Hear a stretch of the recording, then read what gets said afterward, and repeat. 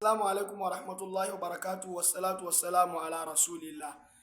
Jama'a daga 99 zuwa 2023 mun zaɓi rukunin mutane da yawa a majalisun dokoki na jihohi da kuma majalisun dokoki na tarayya, sanatoci da 'yan majalisar wakilai domin su wakilci ra'ayoyinmu da bukatunmu a waɗannan majalisu su yi mana dokokin da za su samar da shugabanci na gari.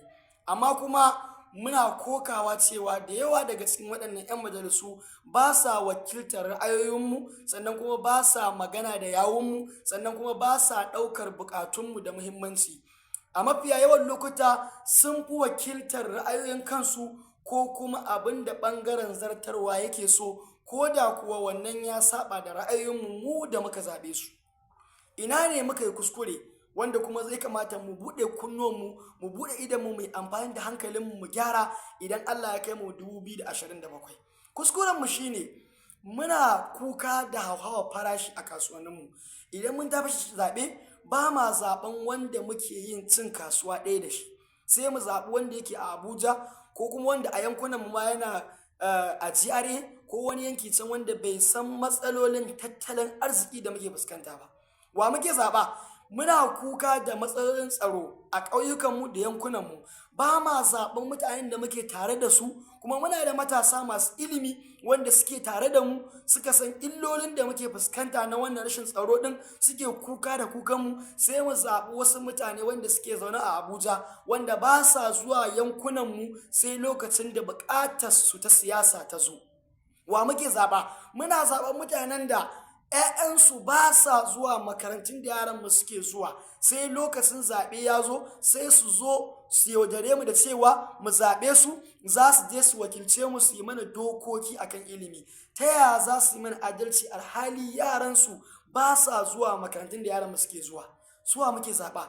Kullum muna zaɓa mutanen da suka mai da matasa ba su da wani amfani face a ba su wayoyi, a ringa sai masu data, suna rubuce-rubuce, suna kare bukatunsu na son zuciya. Ba ma zaɓa su waɗannan matasan da suka san illar da take tattare da an bar matashi ba sana'a, ba aikin yi, kuma suke jin raɗaɗin rashin aikin yi a matsayinsu na matasa. Ba ma zaɓar su wakilce mu domin su je su wakilci 'yan uwansu matasa, su yi dokokin da za su samar ma matasa ayyukan yi, kuma su wakilci buƙatun matasa a waɗannan majalisu. Saboda haka 2027 lokaci ne da ya kamata mu buɗe idanmu, mu buɗe kunnuwanmu, mu yi amfani da hankalinmu, ya zama cewa waɗanda muke zaɓa waɗanda suke kuka da kukanmu ne, waɗanda suka san matsalolinmu ne, 'yan cikinmu wanda muke zaune tare da su. Muna da matasa 'yan uwanmu, muna da dattawa wanda suka san abin da suke yi, muna da kowane rukunin mutane. Saboda haka dole ne wanda zai wakilce mu ya zama wanda ya san matsalarmu ne, sannan kuma wanda za mu gaya ma matsalolinmu ne, wanda kuma zai je ya wakilci matsalolinmu ne, ba wanda ƙoƙarinsa da hoɓɓasansa baya tashi ba sai in lokacin gwamnati ta tashi yin dokar masarautu ko kuma rushe masarautu ko ƙirƙirar masarautu, ko kuma gwamnati ta zo da sabuwar dokar haraji, ko kuma gwamnati ta kawo wata doka da za ta halatta wani abu wanda mutane ba sa so a ƙasa, amma ba abin da zai iya yi sai dai kawai ya zauna ya ɗumama kujera ko kuma ya goyi bayan ƙudurin da al'ummar da suka zaɓe shi ba sa so. Saboda haka muna da ƙarin dama 2027. Ina faɗa ta inda aka hau ta nan ake sauka. Idan muka yi sake muka ƙara ba wa'yancan rukunin mutane dama, za su ci gaba da wakiltar ra'ayoyinsu ne. Wanda ɗansa yake private school, wanda ɗansa yake zuwa private hospital, wanda yake rayuwa ta jin daɗi, yake hawa tsadaddun motoci, baya jin raɗaɗin sayan man fetur ko ya kai nawa, ba zai taɓa yin doka da za ta sassauta tattalin arziki ba, saboda shi wannan ba damuwar shi bane ba.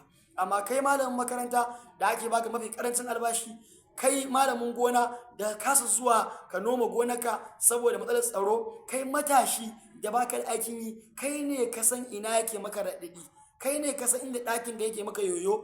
2027 irin waɗannan rukunin mutanen ya kamata mu haɗu, mu zaɓi nagartattu a cikinsu, mu tura su wakilce mu. Su ne suka san damuwarmu, kuma su ne suka san buƙatarmu. Mu farka, lokacin bacci ya wuce, babu wanda zai mana, mu ne za mu yi ma kanmu da kanmu. idan wayannan mutanen ba su gajiya ba, ba su huta ba, ba su kwanta ba, ba su daina bacci ba, kullum tsarinsu da tunaninsu ya za su fito da sabbin dabaru da hanyoyin da za su tabbata a waɗannan madafun iko su ci gaba da morar arzikin ƙasarmu su kaɗai da 'ya'yansu. Lallai bacci bai gamu ba, lallai gajiya bata gamu ba, lallai hutu bai gamu ba. Dole ne mu tashi tsaye mu jajirce mu ga lalle mun kwatan mu kanmu yanci da kanmu ta hanyar ɗaukar fansa, ta yi musu ritaya ta siyasa, mu tura mutanen da muka san namu ne kuma za su yi magana a madadinmu da izinin Allah.